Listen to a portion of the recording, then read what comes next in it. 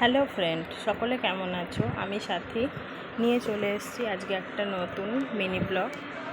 তো দেখো, আজ তো হচ্ছে জামাই ষষ্ঠী, তো সকলে তো আনন্দ করছে। তো আমিও তো গিয়েছিলাম সকালে, বাট আমার খুবই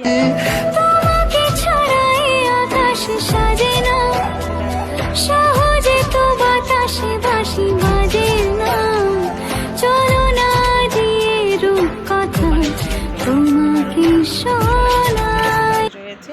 মালটা আজকেই দিতে হবে, ডেলিভারি দিতে হবে। তো মালটা দিয়েছে তো পরশু দিন, কিন্তু কাজের চাপের জন্য মালটা কমপ্লিট হয়নি। তো তার জন্য আজকে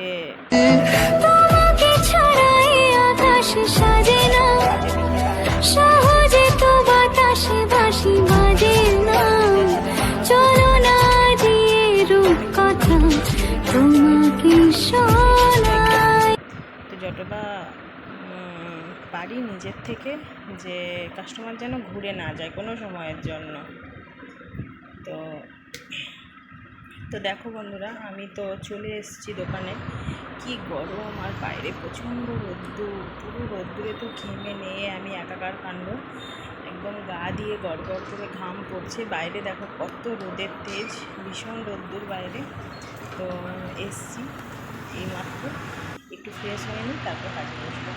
তো কাজে বসে পড়েছি। দেখো ব্লাউজটা তো সেলাই হয়ে গেছে, বাকি আছে হুক আর হুকের ঘাট করা। তো দেখো বন্ধুরা, যেহেতু এমার্জেন্সি কাজ, তো লেবার যে আছে, আমি সাধারণত হুকের ঘর এইসব হাতের কাজ আমি করি না। তো সেই সব কাজের জন্য অন্য আর কি লেবার আছে, সে করে।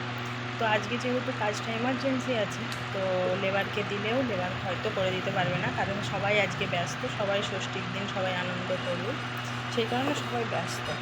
তো আমি ভাবলাম ঠিক আছে, তো আমি নিজেই করে নিই। তো গরম তো খুব হচ্ছে, খুবই কষ্ট হচ্ছে। তো দেখো বন্ধুরা, আমি পিঠটাতে লেস দিয়ে হাইলাইট করেছি ব্লাউজের পিঠটাতে। নর্মাল গোলগলা পিঠ, একদম প্লেন ছিল পিঠটা, তো ভালো লাগছিল না দেখতে। আর ডিজাইনটা আমি হাতাতে দিয়েছি। তো দেখো, এখন আমি হুকগুলো বসিয়ে নেব। তো প্রথমে তো আমি হুক বসানোর জন্য ছুঁচে সুতো লাগাবো। তো আমি চার খাই করে সুতো নিয়েছি। তারপর আমি হুকগুলো বসিয়ে নিচ্ছি। হুকগুলো বসানো হয়ে গেলে তারপর আমি হুকের ঘর করব। তো হুকগুলো কীভাবে বসাচ্ছি বন্ধুরা, তোমরা দেখে নাও। নিচের যে দুটো ছিদ্র আছে, ওতে আমি তিনটে করে সেলাই দেব, তিনবার করে সেলাই দেব। আর ওপরের যে মাথাটা আছে, আমি খুব সুন্দর করে টাইট করব, যাতে সেই ব্লাউজটা হুকটা যাতে মাথার দিকটা না নড়াচড়া করে। কারণ তৈরি করা ব্লাউজে যদি হুক একদিন দুদিন পরার পর উঠেই যায়, তখন তো কাস্টমার বলবে না যে দিদি ব্লাউজটা বানালাম, কেমন বানিয়ে দিলে, একদিন দুদিন পরলেই ব্লাউজটার হুকের ঘর সব খুলে গেল, রেডিমেড ব্লাউজের মতো হয়ে যাবে। তো রেডিমেড আর তৈরি করার মধ্যে তো একটু পার্থক্য থাকবেই, সেই কারণে একটু সুন্দর করে হুকের ঘরটা করতে হবে। আর দেখো বন্ধুরা, যে আমি হুকের ঘরটাতে কীরকমভাবে হুকটাকে শক্ত করে হুকটাকে বসিয়ে নিচ্ছি। তো সকলে তো আনন্দ করছে আজকের দিনে, কিন্তু কী আর করা যাবে, কিছু করার নেই। আমার কাছে সবথেকে গুরুত্বপূর্ণ হচ্ছে আমার কাজ, কারণ আমি এই জায়গাতে পৌঁছানোর জন্য প্রচুর কষ্ট করেছি, সারা জীবনে প্রচুর কষ্ট করেছি শুধুমাত্র এই জায়গাটাতে আসার জন্য। তো যখন আমি এই জায়গাটাতে এসেছি, আমি কখনোই কোনো মতেই চাইবো না যে আমার এই জায়গাটাতে কোনো ক্ষতি হোক, ঠিক আছে?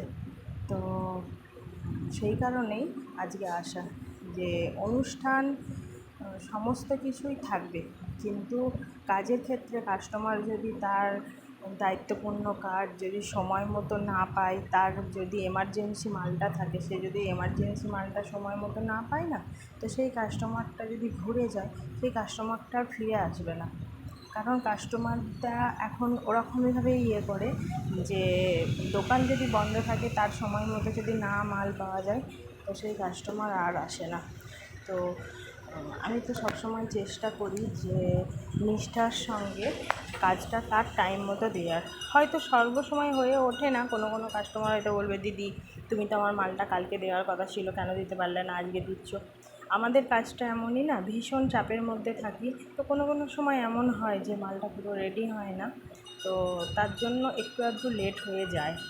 আর সবথেকে বড় ব্যাপার যেটা কী বলো তো, সংসার আবার ব্যবসা সব কিছু সামলাতে গিয়ে না, মানে দুদিকটা মেনটেন করতে গিয়ে একটু চাপ হয়ে যায়।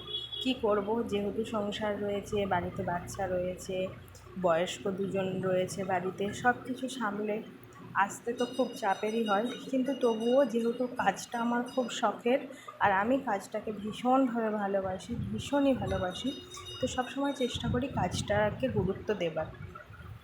যত কষ্টই হোক, যতই যা হোক, দেখো এই গরমের মধ্যে তো আমার প্রচণ্ড কষ্ট হচ্ছে, তো তবুও তোমরা দেখতেই পাচ্ছ ঘাম একদম মানে মুখ দিয়ে গড়িয়ে গড়িয়ে এসে আমার পুরো টপকে টপকে ঘাম পড়ছে। কিন্তু কিছু করার নেই, কাস্টমার যেহেতু মালটা নিতে আসবে, তো আমাকে তো মালটা পুরো রেডি করতেই হবে। সেই কারণে যত কষ্টই হোক আমি কিন্তু কাজটা করে যাচ্ছি, যেহেতু আমি কাজটাকে খুবই ভালোবাসি। দেখো বন্ধুরা, আমার তো হুকের ঘরটা হয়ে গেছে, কত সুন্দর করে হুকের ঘরটা হয়েছে। হুকের ঘরটা করতে হবে বিনুনি বিনুনি করে, শক্ত করে ঘরটা করতে হবে, যাতে হুকের ঘরটা কোনো মতেই একবার দুবার পরার পরে যেন ছিঁড়ে না যায়, যেন যতদিন ব্লাউজ অন্তত টিকে থাকবে, প্রায় চেষ্টা করতে হবে যেন ততদিন হুকের ঘর ভালো থাকে।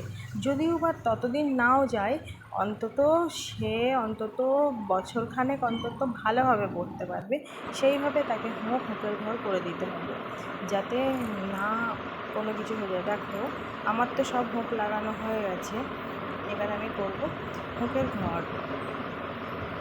সমস্ত হুকের ঘরগুলো আমি করে নেব। আমার তো সব কমপ্লিট প্রায় হয়েই রয়েছে, আর একটুখানি সময় লাগবে। তো তোমাদের সকলের আশা করছি খাওয়া হয়ে গেছে, কিন্তু আমার তো দুপুরের লাঞ্চ এখনও করা হয়নি। লাঞ্চ তো নিয়ে এসেছি, বাট এখনও পর্যন্ত সময় করে উঠতে পারিনি যে লাঞ্চটা করবো। তো কী করবো, কাজটা শেষ হওয়া পর্যন্ত আগে কাজটা করে নেব, তারপর কাজটা শেষ হলে তারপর লাঞ্চ করবো। তো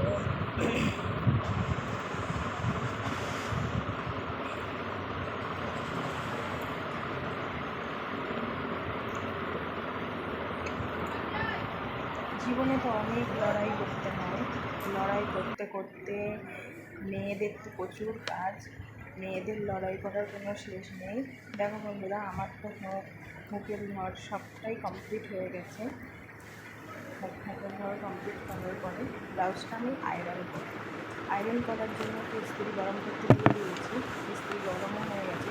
ইস্ত্রিটা অন্য কাপড় ব্লাউজের ওপর চাপানোর আগে প্রথমে আমি অন্য একটা ব্লাউজে চেপে একটু দেখে নেব যে ইস্ত্রিটা খুব হিট নেই তো, তারপরে আমি ইস্ত্রিটা ব্লাউজের ওপর করবো।